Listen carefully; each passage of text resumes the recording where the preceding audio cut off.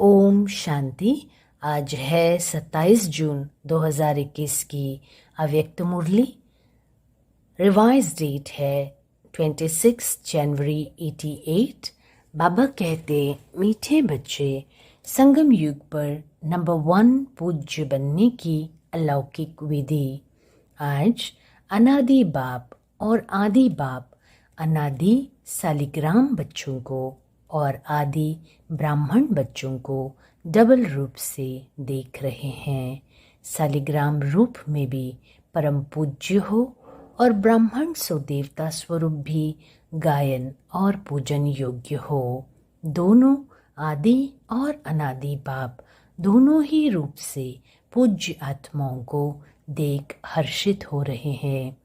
अनादि बाप ने आदि पिता सहित अर्थात ब्रह्मा बाप और ब्राह्मण बच्चों को अपने से भी ज़्यादा डबल रूप में पूज्य बनाया है। अनादि बाप की पूजा सिर्फ एक निराकार रूप में होती है, लेकिन ब्रह्मा सहित ब्राह्मण बच्चों की पूजा निराकार साकार दोनों रूप से होती है। तो बाप बच्चों को अपने से भी ज़्यादा डबल रूप से महान मानते हैं। आज बाप दादा बच्चों की विशेषताओं को देख रहे थे। हर एक बच्चे की विशेषता अपनी अपनी है। कोई बाप की और सर्व ब्राह्मण आत्माओं की विशेषताओं को जान स्वयं में सर्व विशेषताएं धारण कर श्रेष्ठ अर्थात विशेषात्मा बन गए हैं, और कोई विशेषताओं को जान और देखकर खुश होते हैं, लेकिन अपने में सर्व विशेषताएं धारण करने की हिम्मत नहीं है। और कोई हर आत्मा में या ब्राह्मण परिवार में विशेषता होते हुए भी विशेषता के महत्व से नहीं देखते, एक दो को साधारण रूप से देखते हैं। विशेषता देखने व जानने का अभ्यास नहीं है। वह गुण ग्राहक बुद्धि अर्थात गुण ग्रहण करने की बुद्धि न होने के कारण विशेषता अर्थात गुण को जान नहीं सकते। हर एक ब्राह्मण आत्मा में कोई ना कोई विशेषता अवश्य भरी हुई है।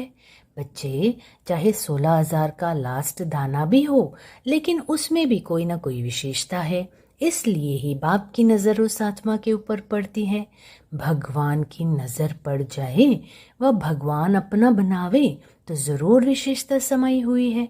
इसलिए ही वो आत्मा ब्राह्मणों की लिस्ट में आई है। लेकिन सदा हरेक की विशेषता को देखने और जानने में नंबरवार बन जाते हैं।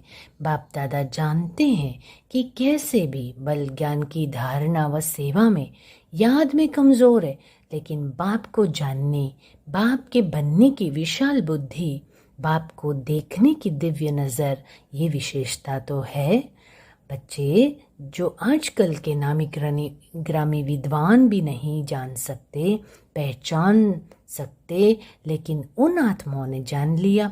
कोटों में कोई, कोई में भी कोई, इस लिस्ट में तो आ गए ना। इसलिए कोटों में से विशेष आत्मा तो हो गए ना। विशेष क्यों बने? क्योंकि ऊंचे थे ऊंचे बाप को पहचान लिया, बाप के बन गए। सभी आत्माओं में ब्राह्मण आत्माएं विशेष है। सिर्फ कोई अपनी विशेषता को कार्य में लगाते हैं, इसलिए वो विशेषता वृद्धि को प्राप्त होती रहती है और दूसरों को भी वो दिखाई देती है। और कोई में विशेषता रूपी बीज तो है, लेकिन कार्य में लाना यह है बीज को धरनी में डालना। जब तक बीज को धरनी में नहीं डाले तो वृक्ष नहीं पैदा होता, विस्तार को प्राप्त नहीं कर पाते हैं। और कई बच्चे विशेषता के बीज को विस्तार में भी लाते, अर्थात वृक्ष के रूप में वृद्धि को भी प्राप्त करते, फल को भी प्राप्त करते। लेकिन जब फल आता है तो फल के पीछे चिड़ियाएं पंछी भी आते हैं खाने के लिए। बच्चे तो जब फल तक पहुंचते हैं तो इस रूप में माया आती है कि मैं विशेष हूँ, मेरी ये विशेषता है। ये नहीं समझते कि बाप द्वारा प्राप्त हुई विशेषता है। विशेषता भरने वाला बाप है। जब ब्राह्मण बने तो विशेषता आई। ब्राह्मण जीवन की देन है, बाप की देन है। इसलिए फल के बाद अर्थात सेवा में सफलता के बाद यह अटेंशन रखना भी ज़रूरी है। नहीं तो माया रूपी चिड़िया पंछी फल को झूठा कर देते हैं या नीचे गिरा देते हैं। जैसे खंडित मूर्ति की पूजा नहीं होती, माना जाता है कि ये मूर्ति है, लेकिन पूजी नहीं जाती। ऐसे जो ब्राह्मण आत्माएं सेवा का फल अर्थात सेवा में सफलता प्राप्त कर लेते हैं, लेकिन मैंपन की चिड़िया ने फल को खंडित कर दिया है, इसलिए सिर्फ माना जाएगा कि सेवा बहुत अच्छी करते हैं, महारथी है, सर्विसेबल है, लेकिन संगम युग पर भी सर्व ब्राह्मण परिवार के दिल में स्नेह के पात्र व पूज्य नहीं बन सकते हैं। संगम युग में दिल का स्नेह, दिल का रिगार्ड, यही पूज्य बनना है। फल को मैंपन में लाने वाले ऐसा पूज्य नहीं बन सकते। एक है दिल से किसको ऊंचा मानना, तो ऊंचे को पूज्य कहा जाता है। जैसे आजकल की दुनिया में भी बाप ऊंचा होने कारण बच्चे पूज्य पिताजी कहकर बुलाते हैं या लिखते हैं। ऐसे दिल से ऊंचा मानना अर्थात दिल से रिगार्ड देना। दूसरा होता है बाहर की मर्यादा प्रमाण रिगार्ड देना ही पड़ता है। तो दिल से देना और देना ही पड़ता, इसमें कितना अंतर है। बच्चे पूज्य बनना अर्थात दिल से सर्व माने, मेजॉरिटी होने चाहिए। पहले भी सुनाया कि 5% तो रह ही जाते हैं, क्योंकि मेजॉरिटी दिल से माने। यह है संगम युग पर पूज्य बनना। पूज्य बनने का संस्कार भी अभी से ही भरना है। लेकिन भक्ति मार्ग के पूज्य बनने में और अब के पूज्य बनने में अंतर है। अभी आपके शरीरों की पूजा नहीं हो सकती, क्योंकि अंतिम पुराना शरीर है, तमोगुणी तत्वों का बना हुआ शरीर है। अभी फूलों के हार नहीं पड़ेंगे। भक्ति मार्ग में तो देवताओं के ऊपर चढ़ाते हैं ना। पूज्य की निशानी है धूप जलाना, हार पहनाना, आरती उतारना, कीर्तन करना, तिलक लगाना। संगम युग पर ये स्थूल विधि नहीं है, लेकिन संगम युग में सदा दिल से उन पूज्य आत्माओं के प्रति सच्चे स्नेह की आरती उतारते रहते हैं। आत्माओं द्वारा सदा कोई न कोई प्राप्ति का कीर्तन करते रहते हैं। सदा उन आत्माओं के प्रति शुभ भावना की धूप व दीपक जगाते रहते हैं।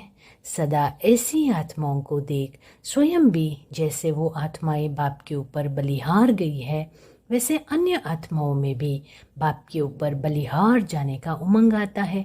तो बाप के ऊपर बलिहार जाने का हार सदा उन आत्माओं को स्वतः ही प्राप्त होता है। बच्चे, ऐसी आत्माएं सदा स्मृति स्वरूप के तिलकदारी होते हैं।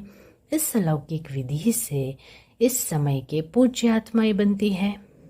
भक्ति मार्ग के पूज्य बनने से श्रेष्ठ पूजा अब की है। जैसे भक्ति मार्ग की पूज्य आत्माओं के 2 घड़ी के संपर्क से अर्थात सिर्फ मूर्ति के सामने जाने से 2 घड़ी के लिए भी शांति, शक्ति, खुशी का अनुभव होता है, ऐसे संगम युगी पूज्य आत्माओं द्वारा अब भी 2 घड़ी, 1 घड़ी भी दृष्टि मिलने से भी खुशी, शांति व उमंग उत्साह की शक्ति अनुभव होती है। ऐसी पूज्य आत्माएं अर्थात नंबर 1 विशेष आत्माएं। सेकंड और थर्ड तो सुना दिया, उसका विस्तार क्या करेंगे। बच्चे है तो विशेष आत्माओं की लिस्ट में, लेकिन 1, 2, 3 नंबर वार है। लक्ष्य सभी का नंबर 1 का होता है। तो ऐसे पूज्य बनो, जैसे ब्रह्मा बाप के गुणों के गीत गाते हो ना। ये सब विशेषताएं पूज्य बनने की व नंबर 1 विशेष आत्मा बनने की बातें ब्रह्मा बाप में देखी सुनी ना बच्चे। तो जैसे ब्रह्मा साकार आत्मा नंबर 1 संगम युगी पूज्य, सो भविष्य में नंबर 1 पूज्य बनते। लक्ष्मी नारायण नंबर 1 पूज्य है ना, ऐसे आप सभी भी ऐसे बन सकते हो। जैसे बाप के साथ साथ ब्रह्मा बाप की कमाल गाते हैं, ऐसे आप सभी भी सदा ऐसा संकल्प, बोल और कर्म करो तो सदा ही कमाल का हो। जब कमाल होगी तो धमाल नहीं होगी। कमाल नहीं करते तो धमाल करते हो। चाहे संकल्पों की धमाल करो, चाहे वाणी से करो। संकल्पों में भी व्यर्थ तूफान चलता तो ये धमाल है ना। धमाल नहीं, लेकिन कमाल करनी है, क्योंकि आदि पिता ब्रह्मा के ब्राह्मण बच्चे सदा ही पूज्य गाए जाते हैं। अभी लास्ट जन्म में भी देखो तो सभी से ऊंचा वर्ण कौन सा गाया जाता है? ब्राह्मण वर्ण कहते हैं ना। ऊंचा नाम और ऊंचे श्रेष्ठ काम के लिए भी ब्राह्मण को ही बुलाते हैं। किसके कल्याण के लिए भी ब्राह्मणों को ही बुलाते हैं। तो लास्ट जन्म तक भी ब्राह्मण आत्माओं का ऊंचा नाम, ऊंचा काम प्रसिद्ध है, परंपरा से चल रहा है। सिर्फ नाम से भी काम चला रहे हैं। काम आपका है लेकिन नाम वालों का भी काम चल रहा है। इससे देखो कि सच्चे ब्राह्मण आत्माओं की कितनी महिमा है और कितने महान है। ब्राह्मण नाम भी अविनाशी हो गया है। अविनाशी प्राप्ति वाली जीवन हो गई ना। ब्राह्मण जीवन की विशेषता है मेहनत कम, प्राप्ति ज़्यादा, क्योंकि मोहब्बत के आगे मेहनत नहीं है। अब लास्ट जन्म में भी ब्राह्मण मेहनत नहीं करते, आराम से खाते रहते हैं। अगर नाम का भी काम करते तो भूखे नहीं रह सकते। तो इस समय के ब्राह्मण जीवन की विशेषताओं की अब तक निशानियां देख रहे हो ना। इतनी श्रेष्ठ आत्मा हो, समझा। वर्तमान समय पूज्य तो भविष्य के पूज्य, इसको ही विशेष आत्माएं नंबर 1 कहते हैं। तो चेक करो, ब्रह्मा बाप की कहानी सुना रहे हैं ना, अभी और भी रही हुई है। यह ब्रह्मा बाप की विशेषता सदा सामने रखो और किसी बातों में नहीं जाओ, लेकिन विशेषताओं को देखो और वर्णन करो। हर एक को विशेषता का महत्व सुनाकर विशेष बनाओ। दूसरों को बनाना अर्थात स्वयं विशेष बनना, समझा। अच्छा, चारों ओर के सर्व नंबर 1 विशेष आत्माओं को, सर्व ब्राह्मण जीवन वाले विशेष आत्माओं को, सदा ब्रह्मा बाप को सामने रख समान बनने वाले बच्चों को, अनादि बाप आदि बाप का दोनों रूप से सर्व शालिग्रामों और साकारी ब्राह्मण आत्माओं को स्नेह भरी याद, प्यार और नमस्ते। पार्टियों के साथ मुलाकात। सदा बाप का हाथ और साथ है, ऐसे भाग्यवान समझते हो। जहाँ बाप का हाथ और साथ है वहाँ सदा ही मौजों की जीवन होती है। मूंझने वाले नहीं होंगे, मौज में रहेंगे। कोई भी परिस्थिति अपनी तरफ आकर्षित नहीं करेगी, सदा बाप की तरफ आकर्षित होंगे। सबसे बड़ा और सबसे बढ़िया बाप है, तो बाप के सिवाय और कोई चीज़ या व्यक्ति आकर्षित नहीं कर सकता। जो बाप के हाथ और साथ में पलने वाले हैं उनका मन और कहीं जा नहीं सकता। तो ऐसे सभी हो या माया की पालना में चले जाते हो, वह रास्ता बंद है ना। तो सदा बाप के साथ ही मौज में रहो। बाप मिला, सब कुछ मिला, कोई अप्राप्ति नहीं। कितना भी कोई हाथ साथ छुड़ाए लेकिन छोड़ने वाले नहीं हो, और छोड़कर जाएंगे भी कहाँ। इससे बड़ा और कोई भाग्य हो ही नहीं सकता। कुमारियाँ तो है ही सदा भाग्यवान, डबल भाग्य है। एक तो कुमारी जीवन का भाग्य, दूसरा बाप के बनने का भाग्य। कुमारी जीवन पूजी जाती है, जब कुमारी जीवन खत्म होती है तो सबके आगे झुकना पड़ता है। गृहस्थी जीवन है ही बकरी समान जीवन, कुमारी जीवन है पूज्य जीवन। अगर कोई एक बार भी गिरा तो गिरने से हड्डी टूट जाती है ना। फिर कितना भी प्लास्टर करो, ठीक करो, लेकिन हड्डी कमज़ोर हो जाती है। तो समझदार बनो, टेस्ट करके, फिर समझदार नहीं बनना। दूसरा, सदा अपने को कल्प कल्प की विजयी आत्माएं अनुभव करते हो। अनेक बार विजयी बनने का पाठ बजाया है और अब भी बजा रहे हो। विजयी आत्माएं सदा औरों को भी विजयी बनाती है। जो अनेक बार किया जाता है वो सदा ही सहज होता है, मेहनत नहीं लगता है। अनेक बार की विजयी आत्मा इस स्मृति से कोई भी परिस्थिति को पार करना खेल लगता है, खुशी अनुभव होती है। बच्चे विजयी आत्माओं को विजय अधिकार अनुभव होता है। अधिकार मेहनत से नहीं मिलता, स्वतः ही मिलता है। तो सदा विजय की खुशी से, अधिकार से आगे बढ़ते औरों को भी आगे बढ़ाते चलो। लौकिक परिवार में रहते लौकिक को अलौकिक में परिवर्तन करो, क्योंकि अलौकिक संबंध सुख देने वाला है। लौकिक संबंध से अल्पकाल का सुख मिलता है, सदा का नहीं। तो सदा सुखी बन गए, दुखियों की दुनिया से सुख के संसार में आ गए, ऐसे अनुभव करते हो।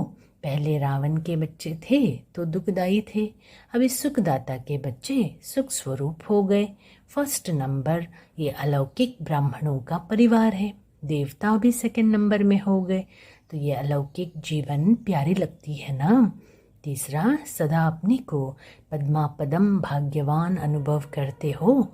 सारे कल्प में ऐसा श्रेष्ठ भाग्य प्राप्त हो नहीं सकता, क्योंकि भविष्य स्वर्ग में भी इस समय के पुरुषार्थ की प्रारब्ध के रूप में राजभाग्य प्राप्त करते हो।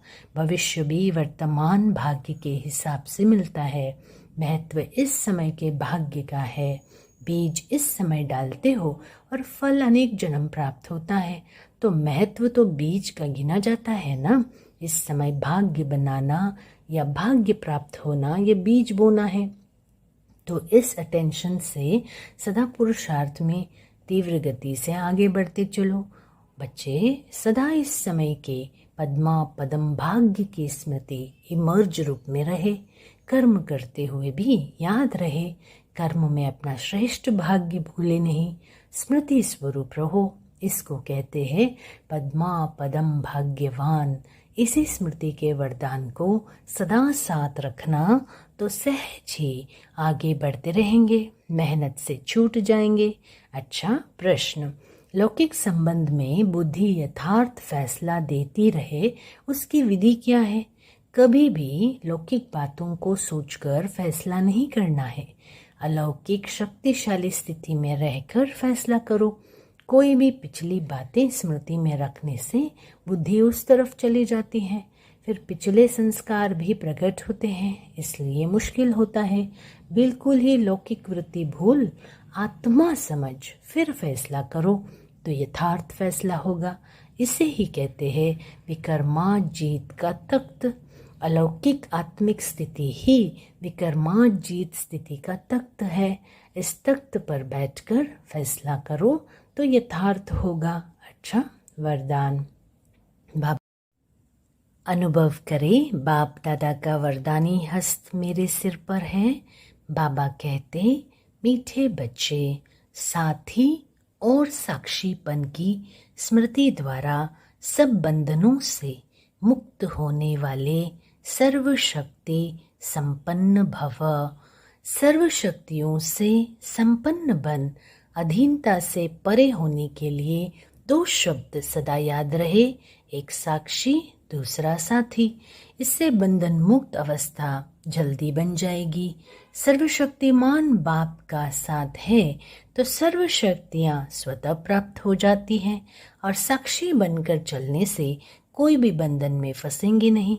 निमित्त मात्र इस शरीर में रहकर कर्तव्य किया और साक्षी हो गए। इसका अभ्यास बढ़ाओ। स्लोगन, बाबा कहते, मीठे बच्चे, अशुद्ध और शुद्ध दोनों की युद्ध है तो ब्राह्मण के बजाय क्षत्रिय हो। ओम शांति।